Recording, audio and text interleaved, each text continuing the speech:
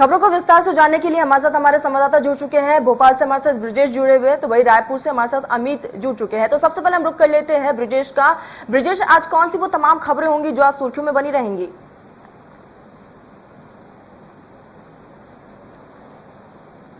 बिल्कुल, देखिए, मुख्यमंत्री आज कई बैठकें आयोजित करने वाले हैं। आज मंत्रालय में मुख्यमंत्री की कई अहम बैठकें हैं। सबसे बड़ी बात यह है कि आज क्राइसिस कमेटियों की बैठक मुख्यमंत्री लेंगे और उनको संबोधन करेंगे, क्योंकि मध्य प्रदेश सरकार ने तरन्नुम 30 सितंबर तक 100% पहले डोज के वैक्सीनेशन का लक्ष्य रखा है। प्रदेश की सभी पूरी आबादी को 100% आबादी को पहला डोज लग जाए, ऐसी सरकार का प्रयास है और इसके लिए लगातार सरकार जो है वो वैक्सीनेशन के लिए महाअभियान चला रही है। तो इसी कड़ी में एक महाअभियान और चलाया जाना है और 18 नवंबर को ये महाअभियान चलाया जाएगा। इसकी तैयारी और तमाम चीज़ों के लिए आज जो जिले की क्राइसिस कमेटियां हैं, विकासखंड की क्राइसिस कमेटियां हैं, ग्राम की क्राइसिस कमेटियां हैं, उन तमाम कमेटियों की बैठक मुख्यमंत्री आज लेंगे। इसके अलावा मुख्यमंत्री गुजरात के नए सीएम के शपथ ग्रहण समारोह में भी आज शिरकत करेंगे और उसके बाद शाम को लौटेंगे। और इसके अलावा तरन्नुम में एक बात और है कि मुख्यमंत्री आज जो है महंगाई भत्ता सरकारी कर्मचारियों का बढ़ाने पर निर्णय ले सकते हैं, क्योंकि महंगाई भत्ते की मांग कर्मचारियों की ओर से लंबे समय से तरन्नुम उठ रही है। और केंद्र की बात करें तो 28% महंगाई भत्ता है केंद्रीय कर्मचारियों का, लेकिन राज्य की बात करें तो 14। जी, तो सीधा हम रुक कर लेते हैं अमित का। अमित, आज कौन सी तमाम वो बड़ी खबरें होंगी जो आज सुर्खियों में बनी रहेंगी?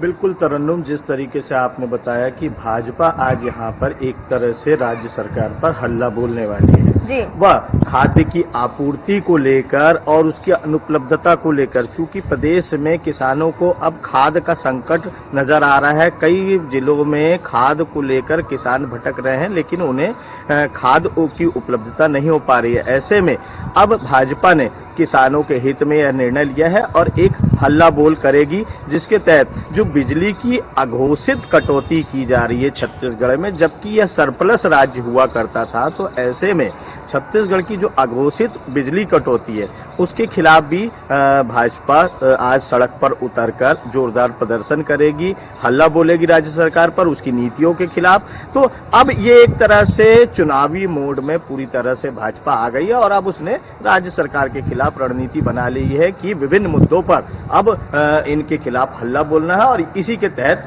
आज ये प्रदर्शन किया जा रहा है। 13 और 14 तारीख को ये प्रदर्शन रहेगा। इसके साथ में 15 तारीख को 3 दिवसीय लगभग ये प्रदर्शन लगातार पूरे प्रदेश भर के विभिन्न जिलों में जारी रहेंगे भाजपा के। जी तरन्नुम। ठीक, अमित, लगातार आप हमारे साथ बने रहिए। सीधा भोपाल का रुख कर लेते हैं। ब्रिजेश हमारे साथ जुड़ चुके हैं। ब्रिजेश, आज सीएम शिवराज सिंह चौहान गुजरात का दौरा करने वाले हैं और उसके बाद वो शाम को बैठक भी करेंगे। क्या कुछ अहम होगा इस बैठक में? बिल्कुल, देखिए, लंबे वक्त बाद कैबिनेट की बैठक आयोजित की जा रही है। हालांकि ये बैठक मंगलवार को प्रस्तावित थी, लेकिन आज बैठक आयोजित की जा रही है और इस बैठक में कई अहम निर्णय जो है मुख्यमंत्री ले सकते हैं। मुख्यमंत्री गुजरात का दौरा करेंगे। 11 बजे वो गुजरात जाएंगे और वहां के नए मुख्यमंत्री के शपथ ग्रहण समारोह में शामिल होकर शाम 4 बजे मुख्यमंत्री शिवराज सिंह चौहान भोपाल वापस लौटेंगे और उसके बाद वे मंत्रालय में कैबिनेट की बैठक लेंगे। कई अहम फैसले इस कैबिनेट की बैठक में मंजूर हो सकते हैं। सबसे बड़ा फैसला यही है तरन्नुम कि जो मध्य प्रदेश के तमाम जो राज्य मार्ग हैं, जो राज्य के हिस्से में आने वाली सड़कें हैं, उन राजमार्गों पर दोबारा टोल टैक्स जो है वो शुरू किया जा सकता है, क्योंकि एक निर्णय के बाद सरकार के राज्य मार्गों से जो टोल बूथ थे वो हटा दिए गए थे और टैक्स की जहां पर शर्तें और हाईवे कॉन्ट्रैक्टर से शर्तें पूरी हो चुकी थी, म्याद पूरी हो चुकी थी, वहां पर टोल टैक्स बंद कर दिए गए थे। लेकिन अब राजस्व बढ़ाने के लिए कोरोना काल में मध्य प्रदेश सरकार की जो कमाई है वो प्रभावित हुई है और उसको बढ़ाने के लिए आज दोबारा मुख्यमंत्री जो है कैबिनेट का प्रस्ताव आज आ रहा है, जिस पर आज सहमति लगने के पूरे आसार हैं। इसके बाद जो मध्य प्रदेश के तमाम राजमार्ग हैं उनमें दोबारा टोल टैक्स शुरू हो जाएगा और भी इसके अलावा कई अहम निर्णय इस बैठक में हो सकते हैं।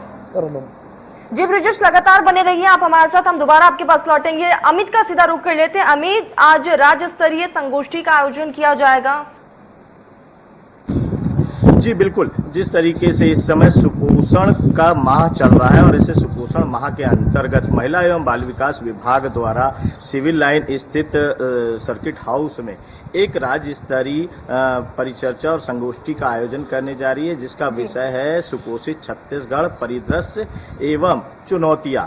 इस विषय पर यहाँ पर एक राज्य स्तरीय जो संगोष्ठी है, इसमें विभागीय मंत्री अनिला भेड़िया स्वयं शामिल होंगी। साथ ही विभागीय अफसर यहाँ पे बड़ी संख्या में उपस्थित रहेंगे और प्रदेश भर के अधिकारी इस संगोष्ठी में प्रमुख रूप से शामिल होंगे।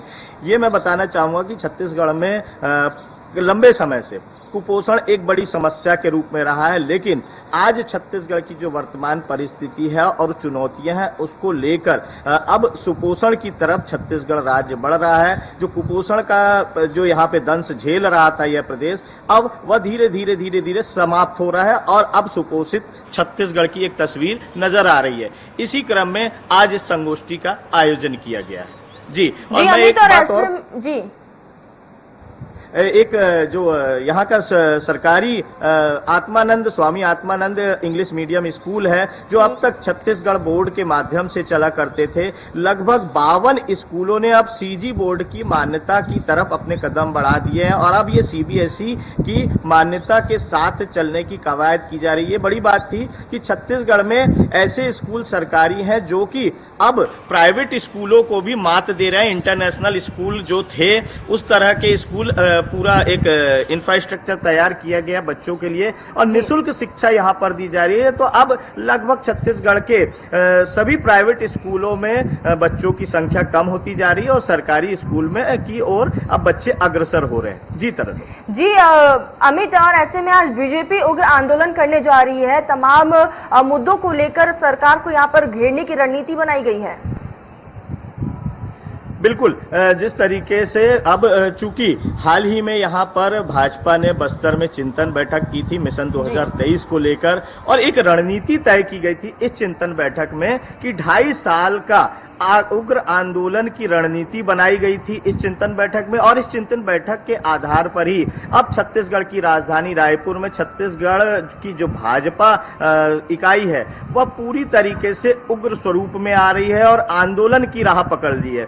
अब सरकार की छोटी से छोटी और बड़ी से बड़ी समस्याओं को एक मुद्दे के रूप में जनता के समक्ष लाने का एक आंदोलन किया जा रहा है। उसी के तहत यहाँ पर लगातार बीजेपी सरकार को घेरने के लिए यहाँ पर आज उग्र आंदोलन करेगी। अमित, लगातार बने रहिए, सीधा ब्रिजेश का रुख कर लेते। ब्रिजेश, कर्मचारी और पेंशनर को सीएम शिवराज सिंह चौहान बड़ी सौगात देने जा रहे हैं। बिल्कुल, देखिए, लंबे वक्त से राज्य सरकार के जो तमाम कर्मचारी हैं तरन्नुम वो मांग कर रहे थे महंगाई भत्ता बढ़ाने की और यही वजह है कि अब सरकार निर्णय ले सकती है।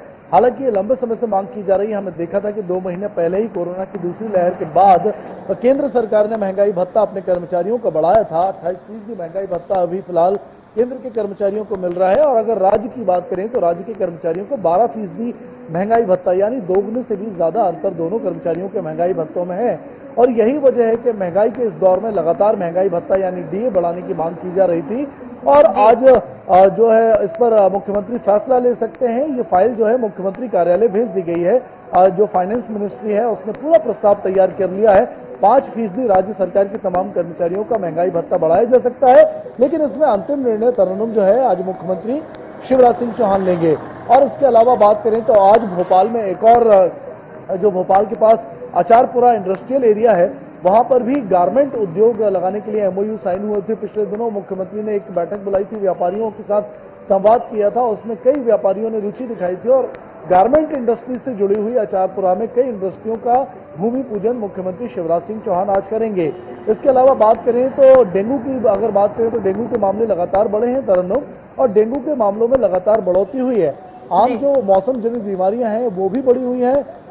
चिकनगुनिया भी भोपाल में बढ़ा है और कल की बात करें तो कल चिकनगुनिया के 2 और डेंगू के 5 नए मरीज भोपाल में सामने आए थे। तो कहीं ना कहीं चिंता का विषय यही है कि अब लगातार मौसमी बीमारियां जो हैं वो कम होने का नाम नहीं ले रही हैं, क्योंकि लगातार मौसम में उतार चढ़ाव जारी है। अब बारिश का दौर भी जारी है मध्य प्रदेश के कई इलाकों में और कहीं ना कहीं धूप भी निकल रही है। तो कहीं ना कहीं मौसम का जो उतार चढ़ाव बना हुआ है उसकी वजह से लगातार जो है मौसम जनित बीमारियां भी बनी हुई हैं।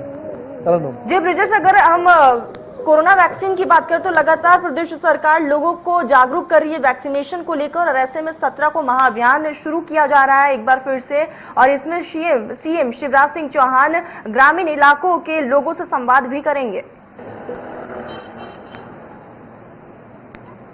बिल्कुल, देखिए 17 सितंबर को एक बार फिर मध्य प्रदेश की सरकार जो है वो महाअभियान वैक्सीनेशन के लिए तरन्नुम चलाने वाली है, क्योंकि अभी काफी दूर है मध्य प्रदेश। अगर बात करें 4.5 करोड़ लोगों को ही अभी फर्स्ट डोज लग पाया है, तो कहीं ना कहीं 7.5 करोड़ की आबादी में से 2 करोड़ लोग बाकी हैं।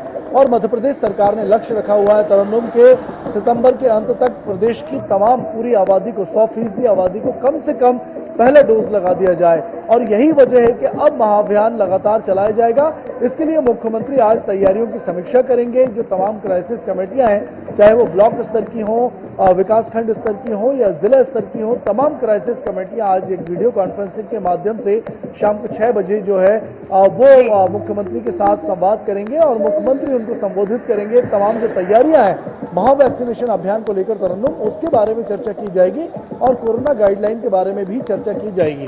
जी ब्रिजेश, लगातार बने रहिए। सीधा रायपुर का रुख कर लेते हैं, अमित भी हमारे साथ लगातार बने हुए हैं। अमित, आज प्रदेश में येलो अलर्ट जारी किया गया है, कौन से वो जिले हैं जहां पर यह अलर्ट जारी किया गया? बिल्कुल, मौसम वैज्ञानिकों ने तरन्नुम यहाँ पर येलो अलर्ट जारी किया है और जिसके तहत प्रदेश के अधिकांश जिलों में भारी बारिश की संभावना जताई गई है, जिसमें बस्तर और सरगुजा संभाग में तो अति बारिश की संभावना जताई गई है। वहीं कवर्धा, जांजगीर और जो बिलासपुर जिला है वहां पर भी भारी बारिश की चेतावनी दी गई है। यहाँ हम बात करेंगे कि इसके साथ ही बारिश के साथ ही जो बिजली गिरने की भी संभावना और अलर्ट जारी किया गया है कि विभिन्न स्थानों पर बिजली गिर सकती है। तो ऐसे में मौसम वैज्ञानिकों ने ये संभावना जताई है कि छत्तीसगढ़ में अभी लगातार 3 से 4 दिन मौसम इसी तरह बना रहेगा और भारी बारिश होती रहेगी। गौरतलब है कि यहाँ पर सूखे की स्थिति से 12 जिले जो जूझ रहे थे, उसकी 72 तहसीलें सूखे की स्थिति में थी। तो अब जाके थोड़ी राहत मिल रही है, चूंकि यहाँ पर सामान्य से कम वर्षा हुई थी, तो अब यहाँ पर इस बारिश के बाद थोड़ी राहत किसानों को मिल रही है। जी अमित, इसी के साथ प्रदेश में 21 IAS अफसरों के तबादले किए गए हैं, उसमें कौन कौन से ऐसे विभाग है और कौन सी ऐसी नई जिम्मेदारियां सौंपी गई है? बिल्कुल, जिस तरीके से भूपेश सरकार ने यहाँ पर देर रात न केवल IAS 21 IAS बल्कि 6 से 8 IPS अधिकारी और राज्य प्रशासनिक सेवा के लगभग 94 अधिकारियों को इधर से उधर किया है। रविवार को देर रात जारी हुई सूची के अनुसार यहाँ पर उन्होंने जो 21 IAS ऑफिसर हैं उनको अतिरिक्त प्रभार सौंपे हैं। चूंकि छत्तीसगढ़ में IAS अधिकारियों की कमी है, तो ऐसे में ये अतिरिक्त रूप से प्रभार सभी को सौंपे गए हैं और इसमें 21 IAS अधिकारी, चूंकि जो M गीता को है दिल्ली भेजा गया है छत्तीसगढ़ सदन के आयुक्त के रूप में, तो उनके स्थान पर यहाँ पर गन्ना आयुक्त के रूप में इन्हें जवाबदारी दी गई है कमलप्रीत सिंह को। तो कमलप्रीत सिंह अब गन्ना कृषि आयुक्त होंगे और इसी के साथ जो CM के अपर मुख्य सचिव हैं सुब्रत साहू को भी एक पृथक जवाबदारी अतिरिक्त रूप से दी गई है। इसी तरह से विभिन्न 21 IAS अफसरों को इस तरह से जवाबदारी दी गई है। वहीं हम IPS अफसरों की बात करें तो जो राज्य प्रशासनिक सेवा के पुलिस ऑफिसर थे, तो उनको भी इधर उधर किया गया है। इसमें एडिशनल SP जो ग्रामीण पटले जी थे, तो पटले जी को, लखन पटले को भेजा गया है रायगढ़ और उनके स्थान पर कीर्तन सिंह को यहाँ पर राठौर को एडिशनल SP रायपुर ग्रामीण बनाया गया।